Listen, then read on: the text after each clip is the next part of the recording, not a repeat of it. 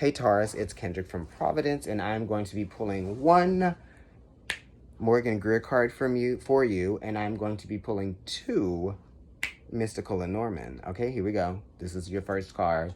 The Page of Swords. So you're beginning to understand something on another level, right, than you have before. You know, it's kind of like now you're a little bit more flexible, okay, in your mindset, okay? Maybe someone is leaving an impression on you, or maybe you had the wrong impression of them before, and now that impression of them is changing, you know? So that's why the page is sort of like, I don't know, experiencing some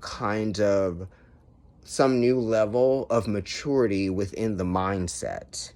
Okay, so that's what's happening for you. You're allowing yourself to kind of like take the first steps in understanding something on a higher level. Some of you could be getting like a new certification. Some of you could be getting like a new degree, or you're going into a new program, you know, that type of thing. Or maybe you are kind of like, you know, proud of yourself for making some sort of transition or achieving something on a new level than you have prior to meeting this moment. You know what I mean? That's what I'm getting from the Page of Swords. It's also grounding your thoughts, you know what I mean? Or stabilizing your thoughts, you know, attached to the thought process or attached to the perspective. You're no longer attached to an old perspective that you used to, I don't know, value, okay?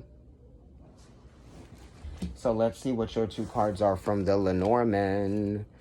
Okay, right. Don't judge a book by its cover. Things being revealed to you over time that also reveal a new level of compassion that you have towards your situation or your circumstance, or those that you are affected by or affecting within those environments, right? Okay, and then the other side is Chiron, the wounded healer. So this could be talking about, you know, healing, and also like not experiencing the same level of being triggered or trauma, or the same level of uncertainty, okay? You know what I mean? And you're okay with being uncertain about some things, right? Sometimes you have to let the universe surprise you. Sometimes you have to let God surprise you. Sometimes you aren't ready for certain things in your life, you know what I mean? And some of the things that happen to us with Chiron being involved, whatever type of aspect it's making in your chart, it's almost kind of like we never thought we would never be ready for what Chiron had to show us or to teach us, which is almost kind of like why this card reminds me of like the Death card, because it always has a scythe in it. And then the Death card is also 13. That's referencing the Emperor. We're giving you know, Scorpio energy. We're also, you know what I mean, and Mars is exhausted in Capricorn, and here we go with Capricorn, and here we go with Chiron, right? It's also giving you Taurus, right?